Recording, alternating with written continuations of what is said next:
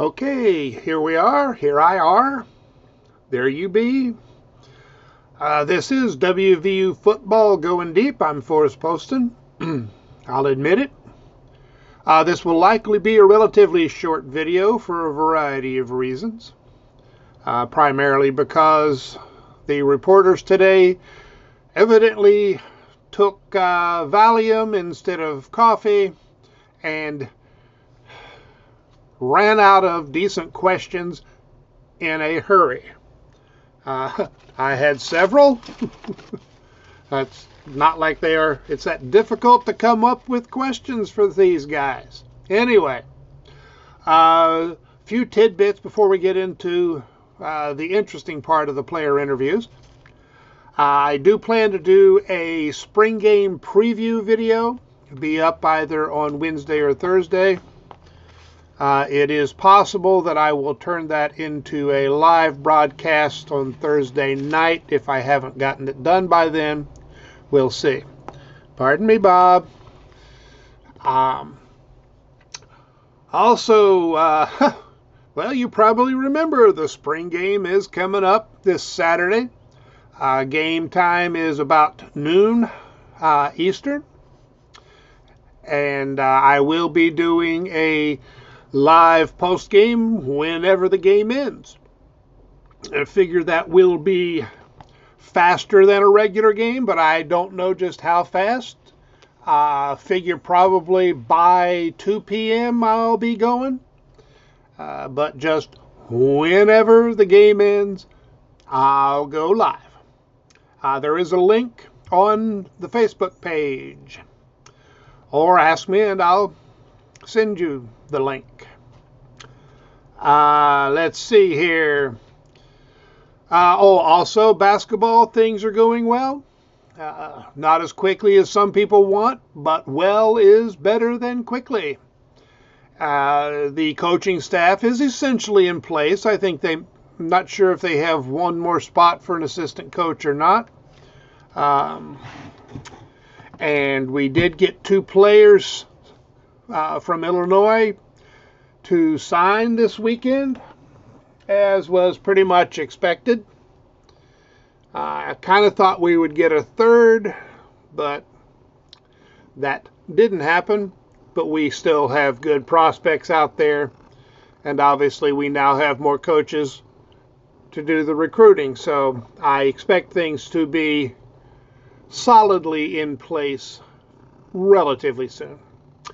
Meanwhile, player interviews today were Eddie Vesterinen, Nick Malone, and Jaheim White. Vesterinen, the best of the 3, and some of that was because better questions. Particularly in terms of his football status, kind of goes along with what the coaches and players have been saying about him. Things clicking more, slowing down more, so he's able to make faster decisions. He's thinking and playing faster, seeing more of what the offense is planning to do. He says it's more about the nuances now and not just some numbers. And because of this, he says he's able to find an edge and is thinking more outside the box. So, that's all good news. Relating to the culture issue, and we hear something about this just about every time, and same in basketball now. In terms of the previous defense, he said not so much last year and not this year, but before that, more of a tendency to play as individuals. Some guys had more concern about stats than they did about the team or winning. So this year, basically, wins are the thing. They care about each other more. And it's not about who gets the most tackles. And all of that is good. I think we saw multiple times, and some even last year, when somebody went for what they wanted or what made them look good instead of doing their job. Year before last, we definitely saw some of that. Leadership, which goes with culture, but he said, and what I found particularly interesting, he's trying to help some of the younger guys in the room learn to be leaders so they'll be able to take over when he's gone. I mean, that is mature thinking. You're not even just thinking about the team for this year. You're thinking about the program. That is pretty broad, high level thinking for a guy who's in the midst of trying to be a better football player. But it will, I'm sure, pay dividends. And he's teaching the young guys that they will sometimes have to do things they don't necessarily want to do because it's for the good of the team. So, we've always known we had a good one in Eddie V, but in some respects we didn't know just how good. He looks to be a player who has an effect on the team long after he's playing pro ball someplace. And also he's trying to build a personal relationship with the younger guys off the field. I don't recall who it was. One of the other players had mentioned that it's easier to get guys to listen to you if you actually know them, if you're not just, another football player. Also says that Sean Martin is essentially what he called the designated leader, and he says the more vocal leader, although Martin, other people say Martin is a vocal leader, and Martin himself doesn't really seem to think he's that vocal, but it is something he's working on. But evidently he may be, he's doing it better than he thinks he is. Other people are noticing. And Vesterinen considers himself the enforcer. And yes, that's where the title came from. From the context, I think he simply means that he backs up what Martin says. Just so Martin tells a guy something, and he hears it from Vesterinen, and Vesterinen plays it out, in his effort. And, it's the leading by example, which of course Martin does as well. Talking about younger players, Zachary Keith is putting it all together, slowly, but putting it all together. And, said the game is slowing down for him. Kinsler and Gabriel working well. Wish somebody had followed up some more. He said with TJ Jackson, he likes working with him and is interested in hearing how Jackson sees things somewhat differently. Exactly what he meant by those comments, I don't know. Sounds pretty danged interesting. And the media sat there with their mouths shut. Yeah. So I am not impressed, never have been in however many decades I've been following West Virginia football. The media has not impressed me. I don't think that's specific to the West Virginia media. Anyway, but he said he plans to pursue football as long as he can. But he is getting a business degree and then plans to get a master's. And when it reaches a point that he is not progressing in football and he can do better in business, he'll switch. So we are talking about a guy who he thinks long term. Yeah, so that is good for the program.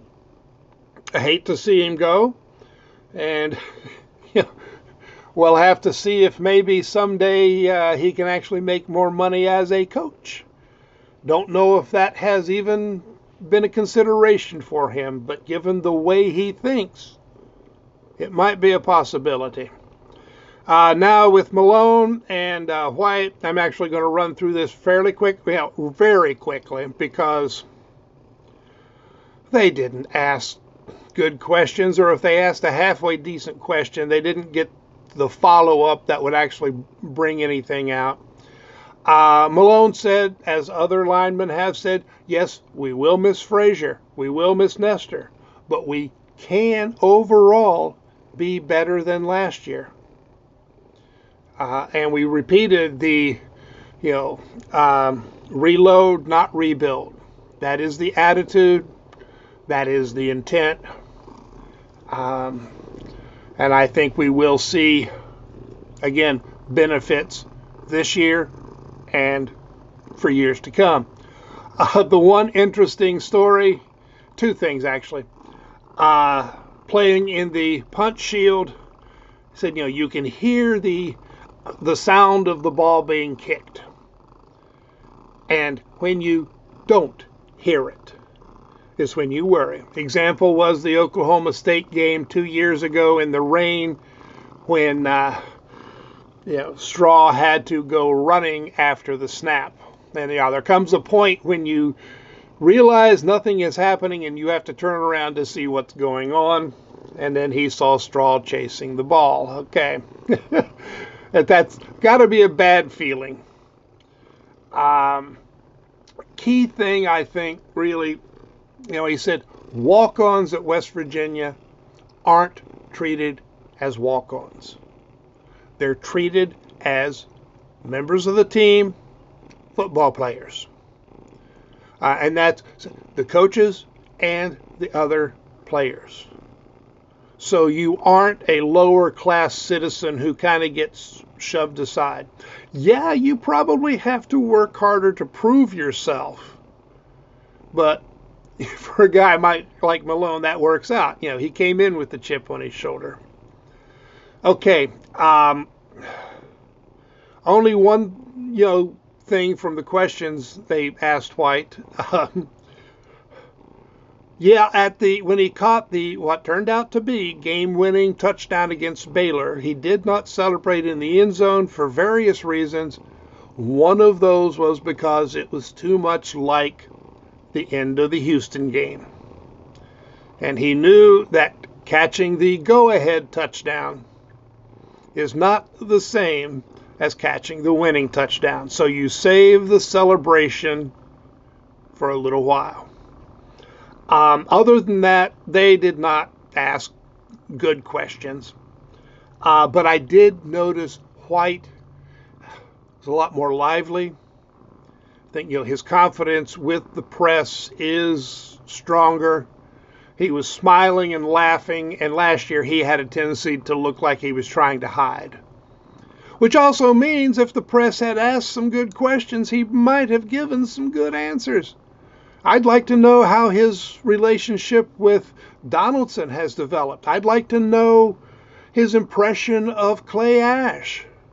The questions to me seem pretty danged obvious, but I guess we just aren't going to find out as long as we are depending on the guys in the media sitting there getting paid to ask good questions to do their job well. They will, of course, now use this material to break it down into 5,621 stories that don't add anything. Yes, I'm a little ticked off. I'm a little annoyed. Despite that, I do hope you will subscribe, make comments, click thumbs up, do all those things. I'm going to go pay attention to Bob.